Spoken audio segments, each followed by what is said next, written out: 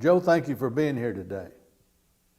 Looking forward to hearing about your life growing up and your family business in Cuero.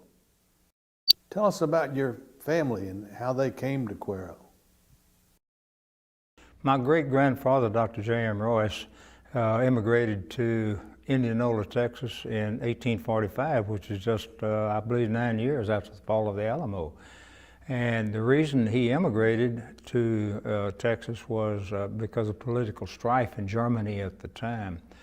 And he, upon arriving first in Galveston, he married there. And his intentions were to go on with the rest of the group to Fredericksburg, but because of all the sickness there was aboard the ship that he came on, and also in Indianola, he decided to stay in Indianola. He stayed there during the Civil War, was a captain in the Civil War, and stayed there until the first hurricane that almost wiped out Indianola in 1876. And at that point, he moved on to Cuero and had his family here. What did your family do for a living then? I come from a medical family. There's always, almost everybody in my family, one way or the other, has been connected to the medical profession. My father was basically a self-taught druggist at that time. Back in the early 1900s, you didn't have to have a college degree to be a druggist or a pharmacist. And because he was basically orphaned at an early age, he had to quit high school and start working in the family drugstore and help support his family. Joe, what did your great-grandfather do for a living?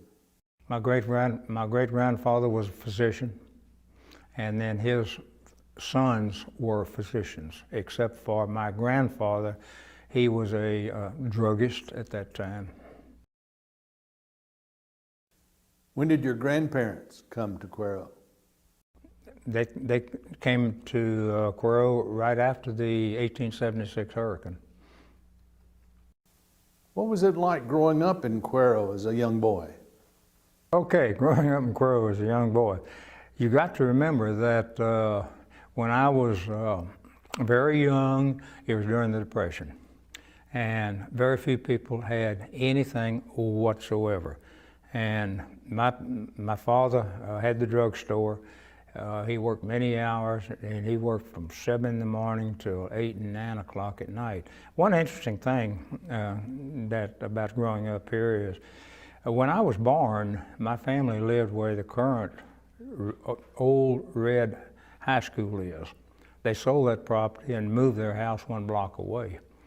And but then to carry it on a little bit farther about growing up in Cuero, there was very few things to do at the time because of the initially the Depression. People didn't have anything, and then starting in 1941 during the war when everything was scarce. So we didn't have a lot to do at that time. What are some of your memories going to school in Cuero? My memories of going to school were certainly the teachers that I had, and one of the things that I always have to say, particularly when I was in high school, the superintendent of schools was a gentleman by the name of O.A. Zimmerman. We called him the Little Gray Fox because he was short and had solid gray hair. And it's hard to believe, but in fact, my graduating class was not much smaller than they are today. And he, as superintendent of the school, was not only superintendent, he was also principal of the high school. He was a part-time coach. He also taught. He was also the business manager of the school and didn't even have a secretary. Times have changed. Do you have any favorite memories of high school? Golly. The girls that I dated, of course, that's one of my favorite things, and the friends that I had. And I think my favorite teacher was a lady by the name of Miss Bartholome. She was an old maid, and she taught Spanish. and she put up with no horseplay in the classroom. And, you know, what she said went. And I respected that, and I always do, and I'll never forget her. What year did you go off to college, and where did you go? Okay, when I graduated from high school, it was 1945. That was in June of 1945. That being wartime, while everybody was trying to accelerate things as fast as they could. And 3 days after I graduated from high school, I went to Texas A&M University, which was Texas A&M College at that time. It's quite interesting. At that time, the entire enrollment at Texas A&M was about 1,900, of which 1,100 were freshmen, and the rest were upperclassmen. Was that low enrollment due to the war? That was during the war, yes, and it rapidly increased after that because the war in Europe and Japan was over. Well, it was already over in Europe, and then in Japan it was over in August of 1945. What did you major in at Texas A&M? I went to A&M, I really wanted to be an electrical engineer. And you don't start out in engineering. Almost everybody starts out in liberal arts. And when I got into electrical engineering during my sophomore year, I realized I wasn't smart enough to be an electrical engineer. And so I switched my major to what at that time was a new engineering field, management engineering. Today it's industrial engineering. That's what I got my degree in. What year did you graduate, Joe? June of 1949. After graduating, what did you do? The first thing I did was look for a job. And jobs were very, very scarce, very hard to get at that time. 2 months later, after many, many interviews, I went to work for General Motors in the insurance division, which is Motors Insurance Corporation. I worked for them for 3 years up until the time I went into the service. What year did you go into the military, and what branch did you choose? I went into the service in July of 1952, and I was in the Army in the Signal Corps. Well, initially I was stationed at Fort Monmouth, New Jersey. I was stationed there for 6 months. The first 3 months was in basic officers training, and the second 3 months was in advanced officers training. How long were you in the military? Roughly 2 years. Why did you decide to leave the military and become a pharmacist? Oh, I guess that's kind of interesting. After I finished the officers training in Fort Monmouth, New Jersey, I was sent to Europe, to Germany, and of which I was detached to a small post in France. And I liked the military very, very much. I gave serious consideration to making it a career. But I guess I got my head on straight, and I didn't, and I came back, went back to work for General Motors. Worked because I had military leave. I worked a total of 3 months there, and I realized that times had changed a lot in the 2 years that I'd been away, and that General Motors was just like the Army. If you ever wanted to go any place, you had to move all of your life. And that wasn't what I wanted. So I kind of switched what I was doing. Where did you go to pharmacy school? I went to pharmacy school at the University of Texas. What were some of the challenges you faced going back to pharmacy school? Well, I found that that being the second time that I was in college, and I was there for an entirely different reason than I was before, that I was paying my own way, and it was very easy for that matter. And the major challenges, I guess, was going straight through, never having any breaks whatsoever. But there was no great challenge, really. Give us some background and history of the Royce Pharmacy. Well, the history of Royce Pharmacy actually started in 1845 when my great-grandfather landed in Indianola. He realized that There was a lot of sickness there, and for him to practice medicine, he had to have drugs available. There was no pharmacy, no drugstore there, so he started the drugstore at that time. And in 1873, he sent his oldest son, who was a doctor and a pharmacist, he sent him to Cuero. That was at the beginning of Cuero, when the railroad first came to Cuero. He established the drugstore there on Main Street in Cuero. It remained for 99 years at that one location on Main Street, and then in 1971 it was moved to a much larger location on a new building.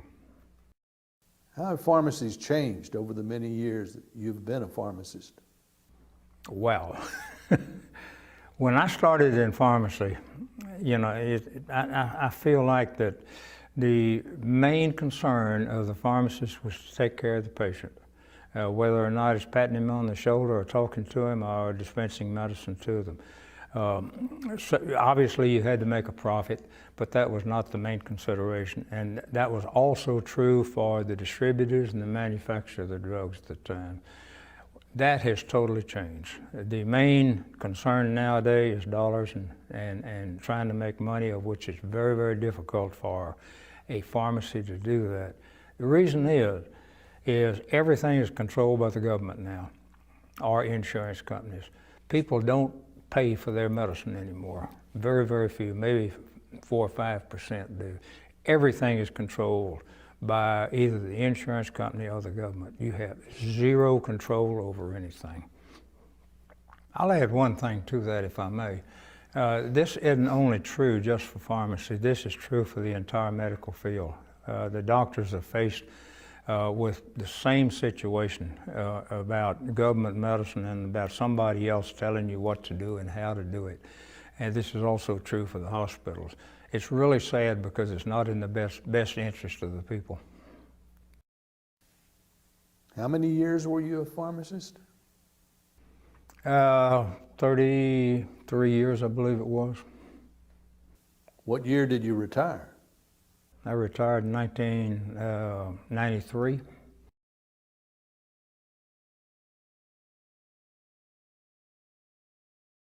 I understand you played a big role in bringing the prison to Cuero. Could you tell us about that? Well, you know, there was a number of us involved in that, and of course I didn't do it all by myself, though I get more credit for it than I deserve. There's a lot of people that don't get any credit for it, one of which is Mary Helen Alexander. She had been the Main Street director in the previous Main Street program, and she's the one that made the initial contacts to bring the prison to Cuero, and with a second try. The first try had been, I think, in 1987, of which it just didn't go anyplace for quite a number of reasons. And the first thing that Mike and myself did when we were chosen to head up the hunt, if you want to call it, for the prison, we went back to the original try in the 80s and see what caused them to fail on it. And there were several things, one of which was they didn't have a place to locate it, that they were looking at locating it out in the country somewhere. And the second was that several rather prominent citizens in the town, for their own reasons, did not want it to come here. And we decided right on that the first thing we were going to do was to go to those individuals and tell them what we were doing, why we were doing it, and tell them we respected their views on it, but we would appreciate very much if they would not, if they'd just keep quiet. And they did. And so the very next thing that we did was try to find a location for it. We were very fortunate. The Steen family owned the 500 acres out where Brayton Field had been. We went to the Steen family, and they agreed to convey that to the city of Cuero if we were successful in getting a prison. And so from that point on, we had the people that had been against it, they would keep quiet, and we had a place to locate it, and then we really started working on it, convincing the rest of the town. And I might say that we could not have done this at all without the wonderful cooperation that we had from the city council and the mayor. What was the main reason people wanted a prison in Cuero? The main reason is employment. We knew from the very beginning that it would employ in excess of 300 people. And these people were, basically all of them would be people that had no particular training in it whatsoever. It was open from everybody from right out of high school to a person in their 50s and 60s.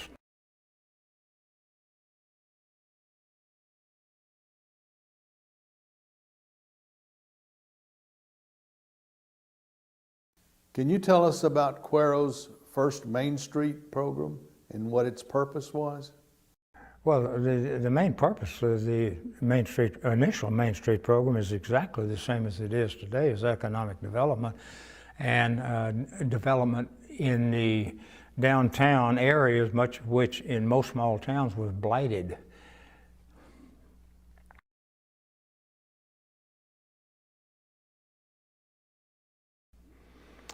The first Main Street program, I believe, was in the 1980s, 1985, and the first Main Street manager was a young lady, very accomplished, by the name of Angela Kerr, and she got the thing off the ground.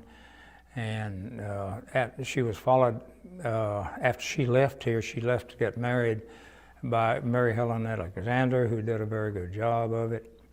The Main Street program at that time was considerably different than it is now. It's much more structured now than it was at that time. Other than the Main Street manager, there were no employees whatsoever to it. And there was no financial benefit to the participants in it. However, the state did offer architectural and other information. Joe, I understand you played a major role in getting the old historic post office building transferred to the city. Can you tell us about that? Well, that was just, I don't know how much I did on it, but I was very interested in it at the time. I'm a lover of old buildings. I'm a lover of buildings in general. And the building had become vacated, and it was quite apparent that unless some use was made of the building for governmental or civic purposes, that the building would literally be bulldozed. And through a little research, we discovered that the building would be available at no charge to the city or possibly other governmental agencies, provided it were used for historical purposes. And so we came up with a project whereby the Chamber of Commerce would move their offices into it, which would provide much better offices than they were before, and that they would oversee a museum, city museum in there, because at that time we did not have a city museum. And they graciously took on the project. The necessary papers were filled out, and sure enough, it was awarded to the city of Cuero with that understanding.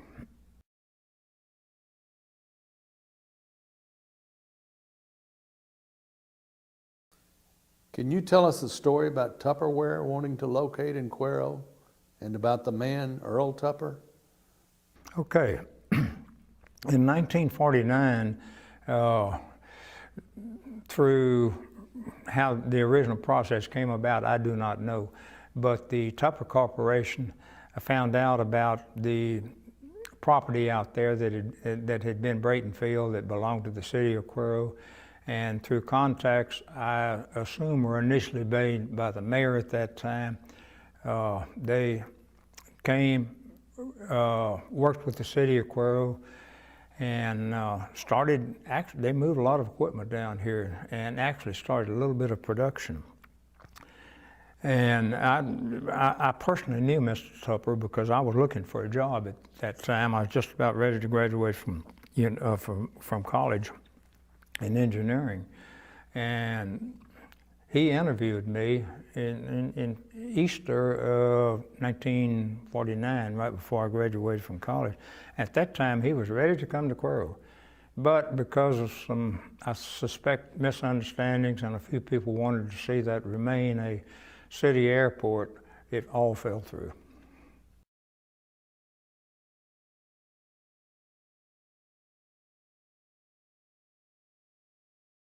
What is your recollection of the dairy industry in Cuero?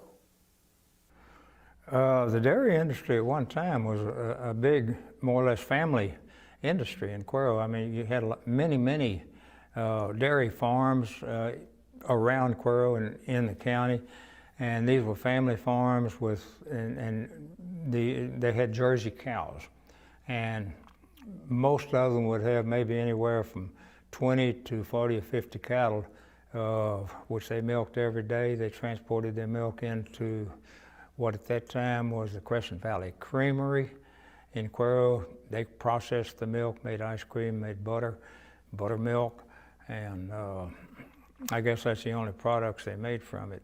But then I guess it was probably in the mid-40s it just kind of faded away. What do you remember about cotton farming in Cuero?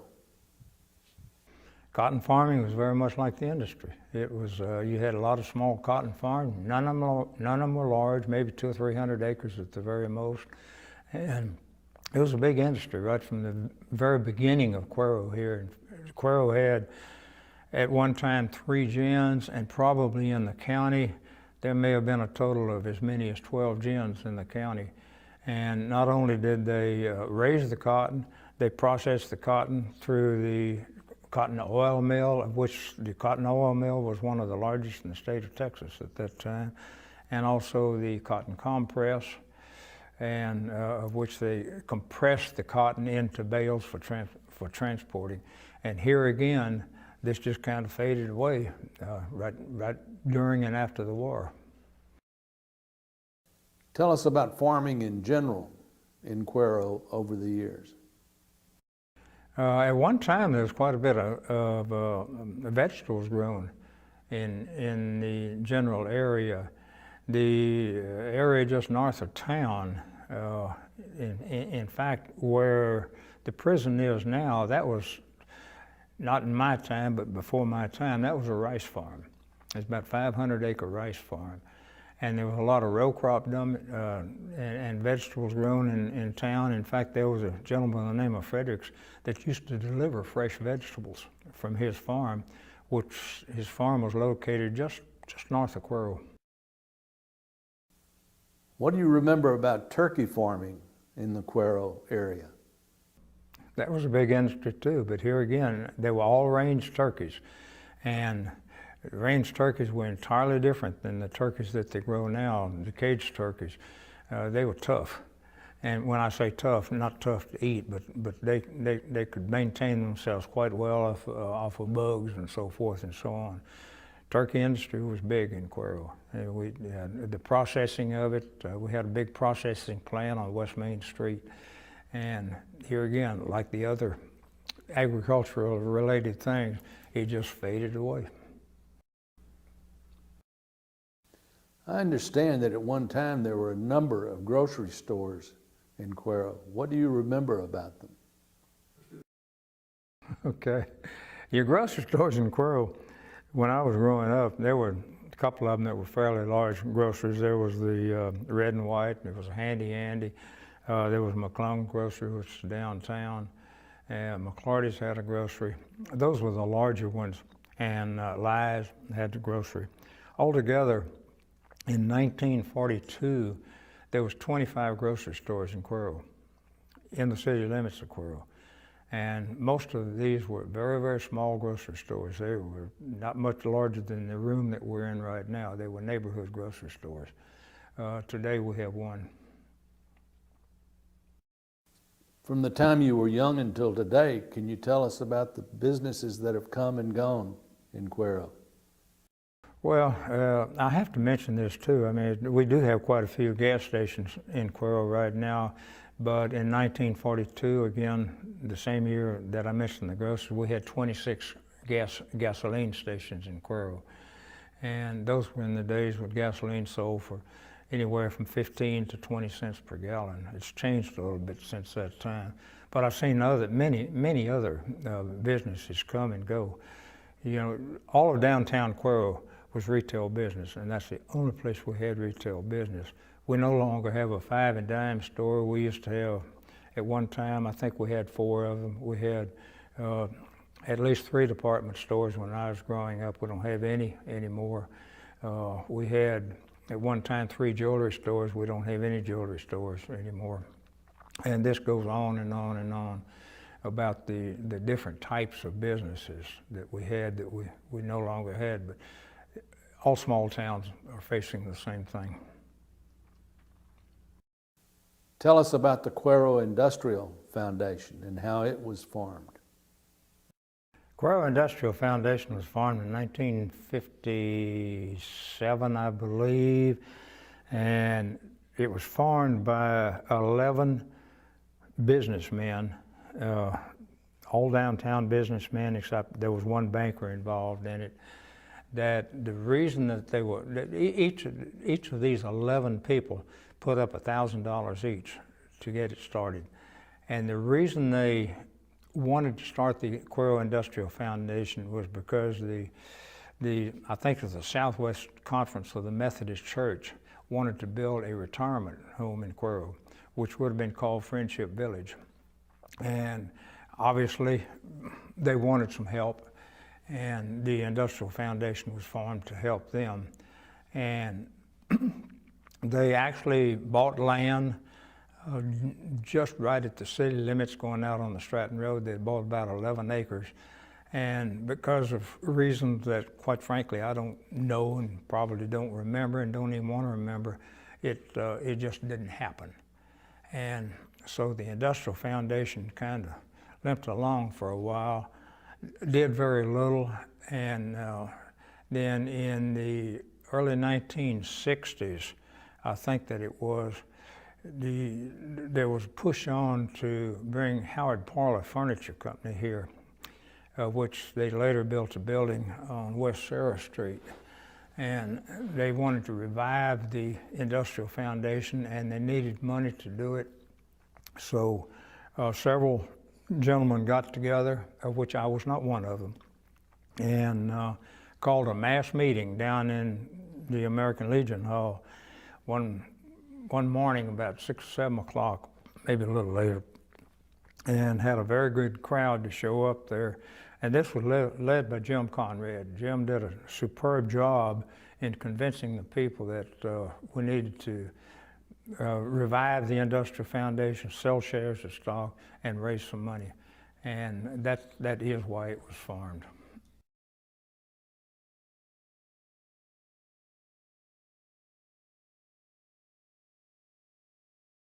Well, some of the successes, of course, the Howard Parlor Furniture Company and the building that they built down there, that was certainly a success. And the other really big success is the Coca-Cola building out there, which, of course, Coca-Cola is no longer here. It's now the Ashley Furniture Company building. But that was certainly a success of it. And in the process of all this, they ended up buying about, I think it was around 400 acres of land, mostly came from the railroad company. And on this land is now located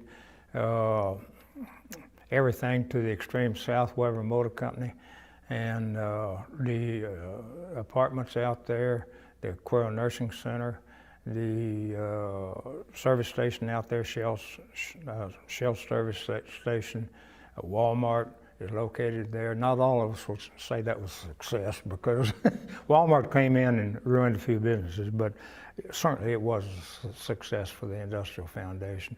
And some of the school now is located on that property, and it is currently being developed for the Quarry subdivision. The Industrial Foundation itself developed the Pebble Ridge Foundation. So I guess we did have a few successes through the years. What was your involvement over the years with various aspects of the health industry in Cuero? Well, of course, being a pharmacist and owning 2 pharmacies, because I own both Royce Pharmacy and Value Mart Pharmacy, I was closely involved with it that way. I was on several committees when the new hospital was built, And one of the things that I was very deeply involved in for a number of years was the DeWitt Medical Foundation, which was initially established, I think it was in 1991, 1992, and I served on that board up until 2007, I believe it was. And it had many successes throughout the years and through the galas that they had in raising money for the hospital. And of course the big success that it had, which was after I was no longer on the board, was the current wellness center that we have. And they are directly responsible for that wellness center. And without a doubt, Cuero has one of the finest wellness centers and physical gyms, if you want to call it that, of any town its size in the state of Texas. Over the years, you've known many of the people who have shaped the community of Cuero. Can you tell us about some of them?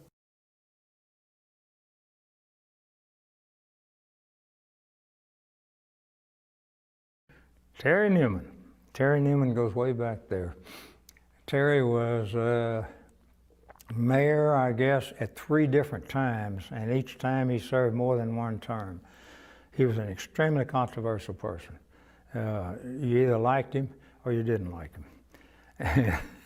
A lot of the things that he did at his time that a lot of people were absolutely opposed to have panned out to be, I guess, pretty good. And one of which is the city-owned electric system. And he got it in his mind that he wanted the city to buy the electric system from the Central Power and Light Company and take it over, because rather than the company making the profits, the city of Cuero could make the profits and the taxes would be reduced. Whether or not that happened or not, I don't know, but anyway, it took 3 elections of the city. But on the 3rd election, it finally passed, and it split the town right in half. And he had many other things very similar to that. Our city park, where the golf course is, he was directly responsible for bringing that here through his connections in Washington, D.C. And that has certainly proved to be a success. We have a park that Cuero can truly be proud of.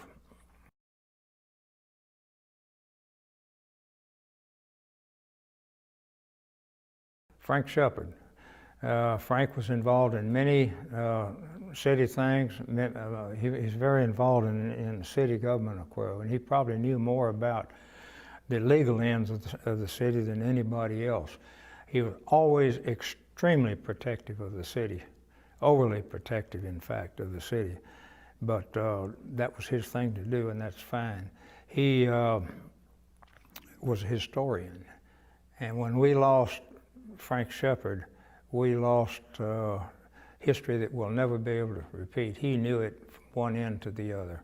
He was very involved in politics. It just so happens that he and I were on opposite sides of politics. I respected the way he felt. He respected the way I felt. He was that kind of a person.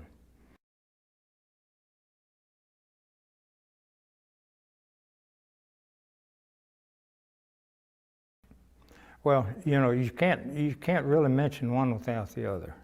Mike and Cliff were 2 peas out of a pod, and they were both gentlemen. They were both so strongly involved in almost everything that took place in Cuero. Cliff, for many, many, many years, was fire chief of the volunteer fire department, and he was many years president of what was then was Cuero Federal Savings and Loan, later and is now Trust Texas Bank. He's deeply involved in that.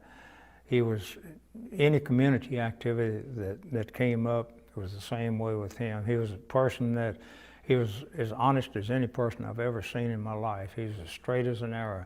His son, Mike, who happened to have been a very, very close friend of mine, was just like his daddy. He really and truly was. And Mike and myself, we worked together on many projects. Both of us had been president of the Chamber of Commerce. I think one followed the other or something like that. In the days of the prison hunt, why Mike was at my side all the time and I was at his side all the time. We made many trips back and forth to Huntsville and to Houston and to Dilley and wherever, looking at other prisons. And he was most of the time I was the driver and he was he showed me where to go, but we jokingly say he was a terrible navigator. He was a great golfer. He loved golf, he loved any sports. And one of Mike's greatest accomplishments, and I think he would say this himself, is the work that he has done with the County Historical Museum, and particularly with the football exhibit, the first 100 years of football in Cuero. He knew it from one end to the other. He could tell you about every game. He spent many, many hours over there and did a wonderful job of it. We really lost a fine person when we lost him.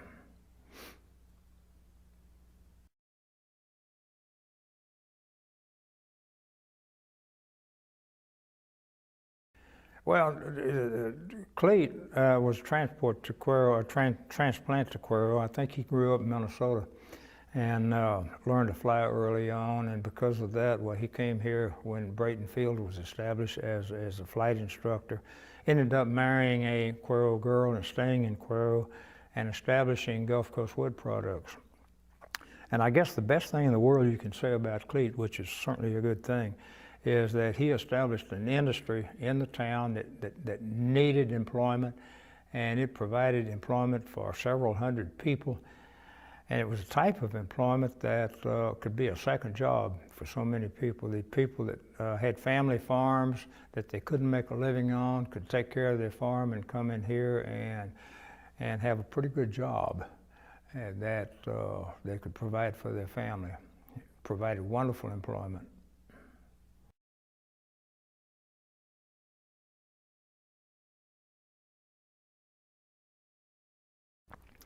Bill is, here again, I've known Bill all of my life. He's been very closely involved, related to two things in Cuero and in the county. One is banking. He served for many years as president of the, what was the Farmer State Bank and Trust Company, later became part of Victoria Bank and Trust and then Wells Fargo. And his family has always been deeply involved in the cattle industry and land industry, and he, to this good day, is that. You could always call on Bill if you wanted him to participate in some community activity. He was always ready to be there and do it, and do a very good job of it. Bill served for many years as president of the Industrial Foundation.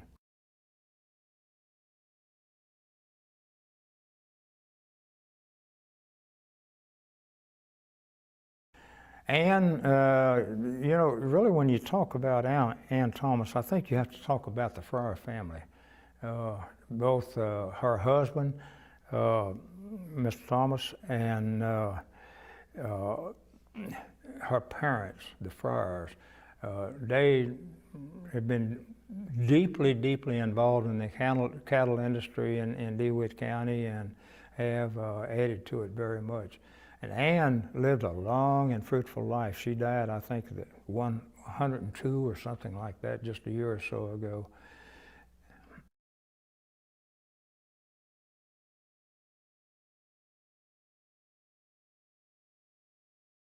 Jack Howerton and his wife Polly. They, of course, own the Cuero Record, which went back many years in Cuero. And Polly, you didn't ask about Polly, but I'll tell about her. She wrote a column in the Cuero Record called Pollywogs, and it was an interesting column. And she was also a very accomplished artist. But Jack was a person that he told it like it was. And he ran an absolutely wonderful newspaper. It was very complete. It was a daily paper, and also for many years a weekly paper along with the daily paper. And he loved to write editorials, and he didn't care whose foot it stepped on. He told it like it was, and that's the one thing I'll always remember about Jack Howerton. He said what he thought, and he did not mind stepping on a few toes if it would help the community. He also was a lover of baseball. Who are a few of the doctors you have known who have practiced in Cuero? What stands out about some of them? One of the most prominent ones that practiced during that period of time is Dr. A.J. Bowman. Dr. Bowman came here in about 1942, 41 or 42, and he actually came here from Nordheim. He took over the hospital, what had been the Lutheran Hospital. When it was about to close, he took it over and kept it running up until the time that he established the Cuero Hospital Foundation, of which he donated the hospital to the foundation. He was a very fine man, very good doctor, and very loved very much. And in talking about him, I have to come up to the present time about a doctor that's here now. That's Dr. Raymond Reese. Dr. Reese was a protege of Dr. Bowman's, and Dr. Reese really lifted himself up by the bootstraps because he came from a family that really didn't have very much. And I call him Raymond because he's my personal friend, and we went to pharmacy school together. He started out in pharmacy, and then with Dr. Bowman's, probably financial assistance and certainly verbal assistance and encouragement while he went on to medical school. And he now is the senior doctor here in Cuero and still practicing, doing a good job and well thought of. Another doctor that I think about so frequently is Dr. L.B. Landry. He always had his office in downtown Cuero up until the time he left us. And initially it was upstairs in downtown Cuero, and then it moved downstairs to where now is the corner of Main and Esplanade. And he was always known as a doctor that anybody could go to. They didn't have to have any money. He'd always take care of them. And they may pay him off in eggs or chickens or something out of their garden. But he was known for that. He was really a fine gentleman. Another one that I have to think about too that was a little bit controversial in his days, and that's Dr. C.R. Stratton. Dr. Stratton was an osteopath, and he you might say was a pioneer in the osteopathic profession. And when he came to Cuero, which was in approximately 1939, truly he was looked down on. But people didn't realize at that time, and it took many years before they did, that an osteopath had the same training that a so-called medical doctor has, which truly is an allopathic doctor. And he was a great doctor, though he had to stay on the sidelines. But now osteopathy is totally accepted by the rest of the medical profession. And like I say, he pioneered that. Dr. High and I were personal friends. We were neighbors for a number of years, and he was well liked by everybody in this community, and he had a wonderful bedside manner. He was one of these that could come up and pat you on the shoulder and make you feel better right away. Always had a smile on his face. And Dr. High was very involved in the community. He was on the Industrial Foundation for many years. He was on the school board. He was on just so many different boards in the town, and he was a wonderful doctor, you know, along with just being a wonderful person. Why did you decide to open a pharmacy and medical museum in Cuero? How did that come about? Well, really the way that all came about, a lot of things just had to come together at one time. To begin with, I come from a family that probably never threw anything away. And so consequently, having been in the drugstore business for so many years, as things had advanced and new equipment and so forth, I had a treasure trove of pharmaceutical items that I just wouldn't let go of. And during the period of time that I practiced pharmacy, I purchased 2 other very old drugstores they were kind of the same way, and had a tremendous amount of things. And my wife and I had collected these things through the years, and we had them in our house, in buildings and so forth and so on. And it was her desire, along with mine, that we just couldn't let these things go. We couldn't bear to see them someday be sold in a garage sale or estate sale or something of that nature. And I had purchased the Buttery Drugstore, which was a beautiful building, looked just like it was built when it was built in 1889, along with the fixtures in it that were built on site in 1889. And at the time I bought that in 1972, we realized that would make a wonderful, wonderful place to store all of the things that we had. And so it was her desire, along with mine, to someday, if at all possible, to promote, if not establish, a pharmacy museum. And we had no idea that we would operate it as a Value Mart pharmacy in competition to Royce Pharmacy for quite a number of years, but we did even after I sold it, when Value Mart and Royce Pharmacy combined together. And the decision that was made at that time to make a great museum. If we're ever going to do it, we had to do it then. I realized Wanda had already passed away, and partly as a tribute to her, I thought, one way or the other, we're going to do this. But to do it, we had to be adopted. We couldn't do it by ourselves, or I couldn't do it by myself. And but anyway, I started it off by myself, and with the help of my good friend Wayne Addix, who really pushed me on this thing, while we worked, we got the building ready to go, and we made the contacts with the city of Cuero, and the city very graciously accepted the building as a gift to them and agreed to maintain it as not just a pharmacy museum, but a pharmacy and medical museum. And that's where it all got started. What do you think about the growth we're experiencing in Cuero due to the Eagle Ford shale? Well, you know, I'm 87 years old, and I've never seen this much growth in Cuero. It's absolutely fabulous. In fact, you know, I was told that in the past year there's been something like $60 million in building permits just in the city of Cuero. That's almost unbelievable. I look around and, you know, I think about a person coming to Cuero from Yoakum that's never been here before, going towards Victoria, and they come in, the first thing they see is construction, and then the last thing they see when they go out is construction and construction, every place in between. In the last few years, we will have replaced all of our schools with new and modern schools, probably more than we can afford, but it's one way to get them. And we have hotels here that I'd never dreamed Cuero or any other town the size of Cuero would have.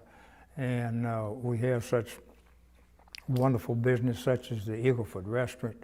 We have so many things that have happened here. True, it's slowed down since that period of time, but what we've gained in this period of time we have, and one way or other we'll make a good use of it. And I think it has really set us up as being in a perfect place for a base for tourism, being almost equally distanced from San Antonio, Austin, Houston, Corpus Christi, close to the coast, close to the hill country. If we will just utilize what we have a great future in front of us. Tell us how you met your wife, Wanda. Okay. 1958, February 1958. I was 30 years old. I'd been back in Cuero for 1 year, at that time managing the pharmacy. And one Sunday afternoon, I was sitting there just wanting something to do. My telephone rang, and it was my neighbor from down in the next block, Gus Cage. who had been a teacher in high school, and Gus said, "Joe," says, "what are you doing?" I said, "Gus, I'm not doing anything this Sunday afternoon." He said, "Why don't you come down here?" Says, "Somebody I want you to meet. Come down and have coffee with us." I said, "Okay." So I changed clothes right quick and got in my car and drove 1 block down and went in, and there this beautiful lady was sitting with her sister, who I knew, and her brother-in-law, who I knew, which is the W.T. Smiths. And Wanda had just come to visit them. She'd been working in California in civil service. And right then I decided to say, she's a pretty good looking gal. And so I found out where she was and telephone number, and I called her up the next day and got a date with her, and that was about the middle of February of 1958. We got married in July of 1958. Got married on the 5th of July. And she always said, jokingly, maybe not, that I refused to get married on the 4th of July because that was Independence Day.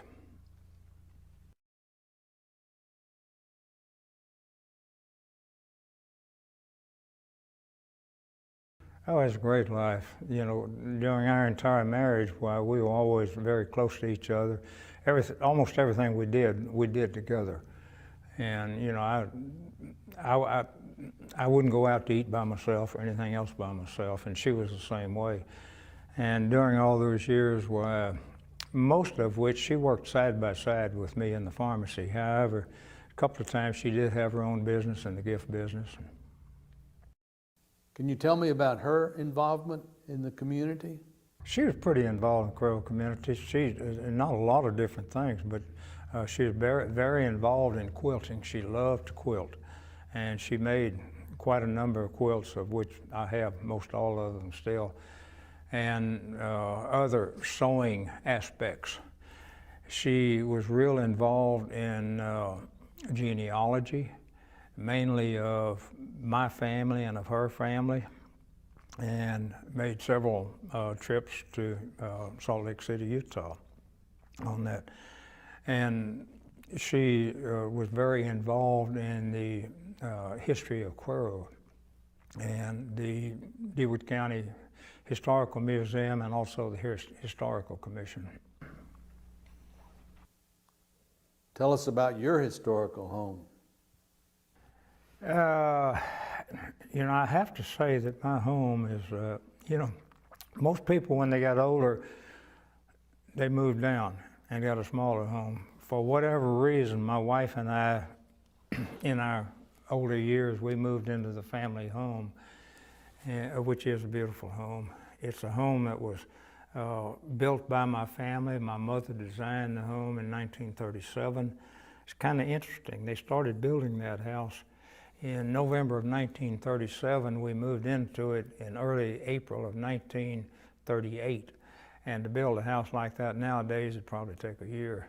And in that period of time, they had no power tools whatsoever. Another interesting thing about that house is when you look at it, you don't really see what the structure is.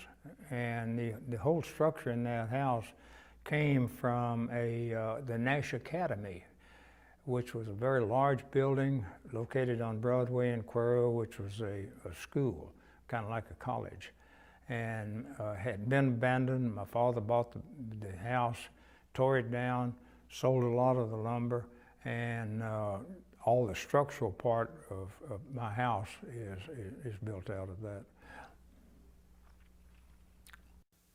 Joe, you've been very active in serving the Cuero community. Here are some images of that involvement as we conclude the interview. But I really want to thank you for sharing your family history with us today.